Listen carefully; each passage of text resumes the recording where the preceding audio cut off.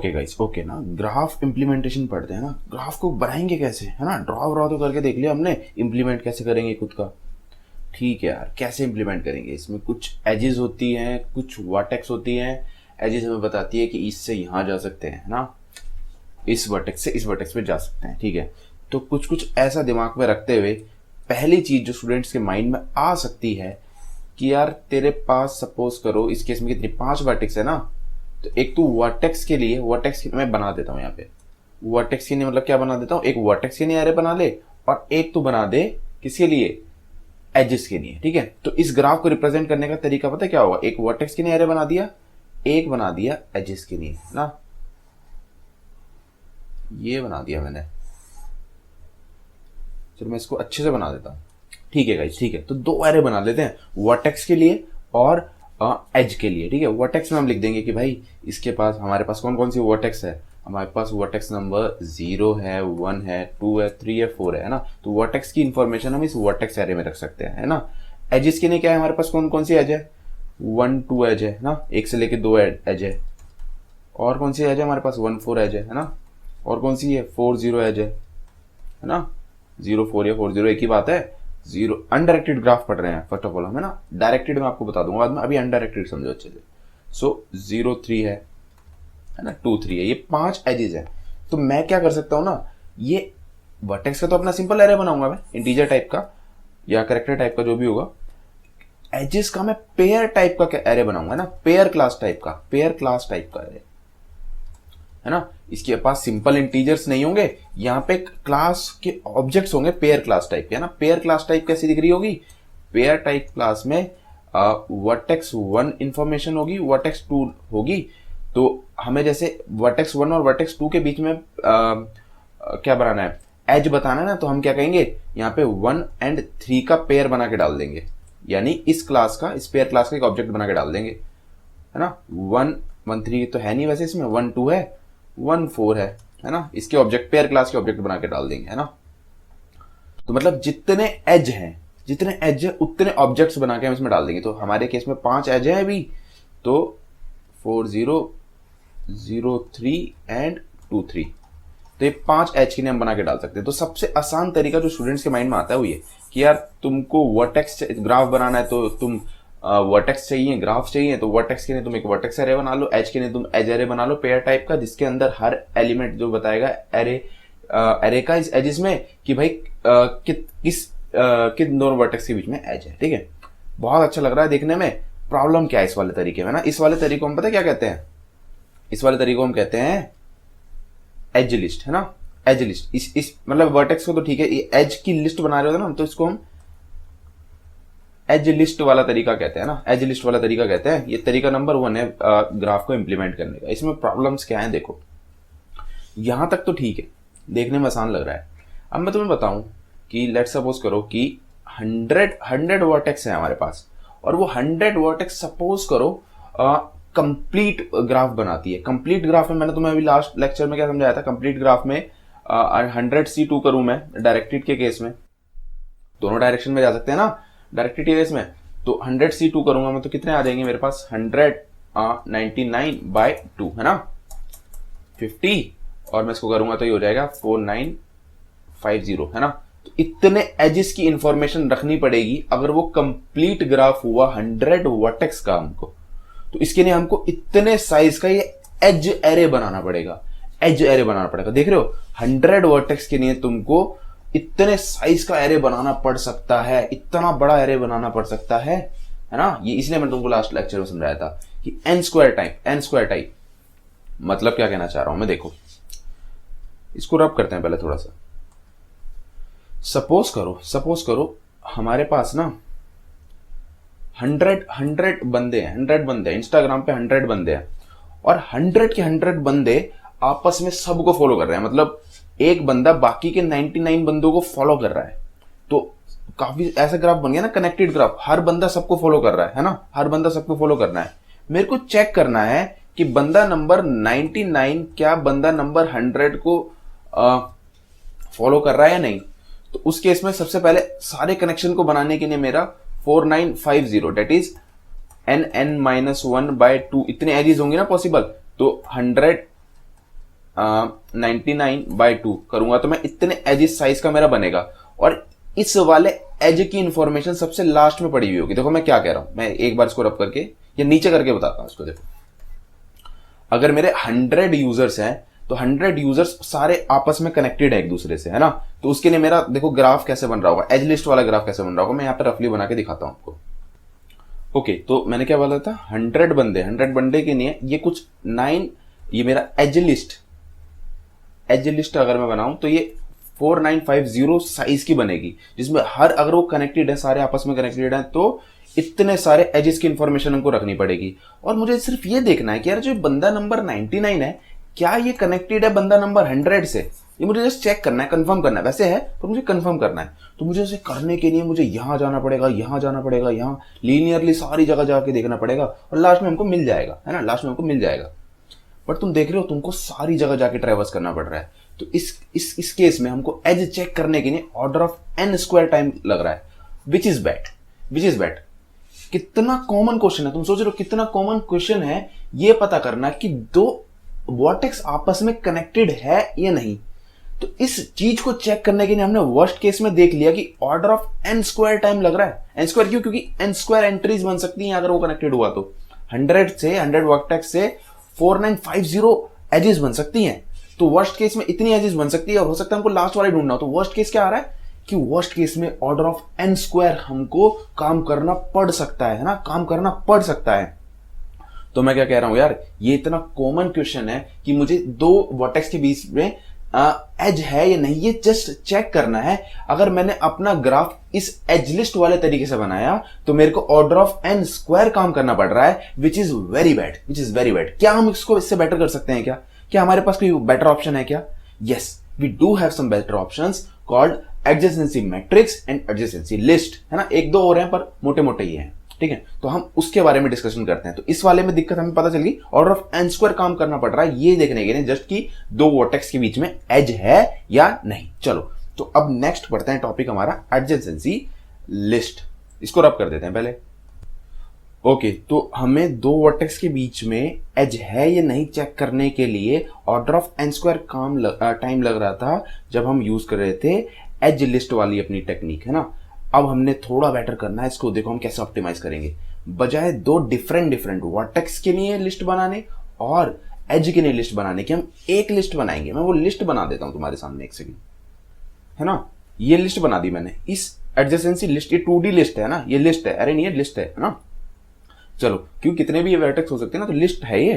तो क्या करा मैंने, मेरे को ये बनाना है ना, तो देखो एक ही लिस्ट से काम चल जाएगा, दो नहीं बनानी पड़ेगी तुमको। मेरे को ये बताना, मेरे पास क्या किस वर्टेक्स के बारे में बताना है, मेरे को ये बताना है कि भाई वर्टेक्स नंबर 1 जो है कनेक्टेड है 4 से और 4 1 से, है ना। और क्या है, 4 और 0 आपस में कनेक्टेड है, 2 और 3 आपस में कनेक्टेड है, 0 एंड 3 आपस में कनेक्टेड है, 2 एंड 3 तो हो गया, 1 एंड 2 आपस में कनेक्टेड है। तो देखो मैं कैसे करूंगा, मैं 0 वाले के पास जो कनेक्टेड है ना 0 से, उसको यहां लिख दूंगा, यहां पे लिस्ट बना दूंगा कि इस 0 से कितने वर्टेक्स कनेक्ट है। तो इस 0 से वर्टेक्स नंबर 4, वर्टेक्स नंबर 3, तो मैं 4 और 3 ना यहां डाल दूंगा।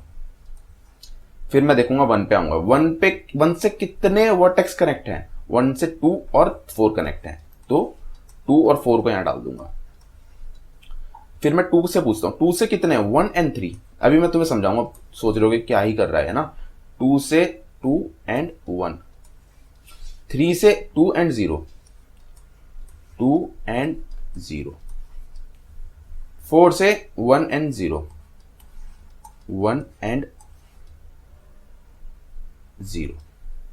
अब देखो मुझे ये चेक करना है कि 4 और 3 आपस में कनेक्टेड है, I mean 3 एंड 0 आपस में कनेक्टेड है या नहीं।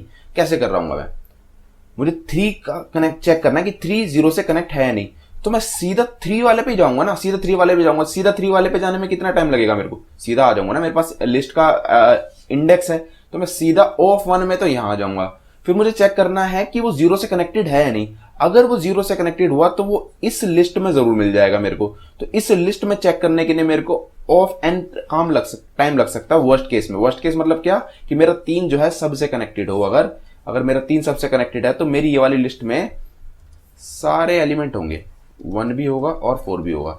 तो वर्स्ट केस में हो सकता है कि 0 मेरा यहां पड़ा हुआ हो और 4 यहां पड़ा हुआ हो, तो वर्स्ट केस में n। तो मतलब मैं कहना क्या चाह रहा हूं मोटा मोटा कि जहां हमें एज लिस्ट में big O of n square time लग रहा था ये चेक करने के लिए कि दो वर्टेक्स आपस में कनेक्ट है या नहीं, इन वर्स्ट केस जब हमने एडजेसेंसी लिस्ट यूज करा तो इन वर्स्ट केस हमने इसको रिड्यूस कर दिया बिग ऑफ n में, है ना, बिग ऑफ n में कर दिया। कैसे कर दिया? क्योंकि एक वर्टेक्स पे पहुंचने के लिए तो हमको O ऑफ 1 टाइम लगेगा लिस्ट में, है ना। हमें पूछना है कि हम इसको इस इंडेक्स को वर्टेक्स की तरह ट्रीट कर रहे हैं ना, इंडेक्स को वर्टेक्स की तरह ट्रीट कर रहे हैं, तो हम इस वर्टेक्स को देखना है, तो इस वर्टेक्स की इंफॉर्मेशन इस इंडेक्स पे पड़ी है, तो मेरे को 3 देखना है 0 से कनेक्ट है या नहीं, तो मैं सीधा 3 पे जाऊंगा, O1 में 3 पे चले जाऊंगा और मुझे चेक करना है कि वो 0 से कनेक्ट है या नहीं। तो अगर वो 0 से कनेक्ट हुआ तो मेरे को इस लिस्ट में मिल जाएगा। तो इस लिस्ट में ट्रेड करने के लिए मुझे बिग ऑफ n काम करना पड़ेगा, टाइम लगेगा।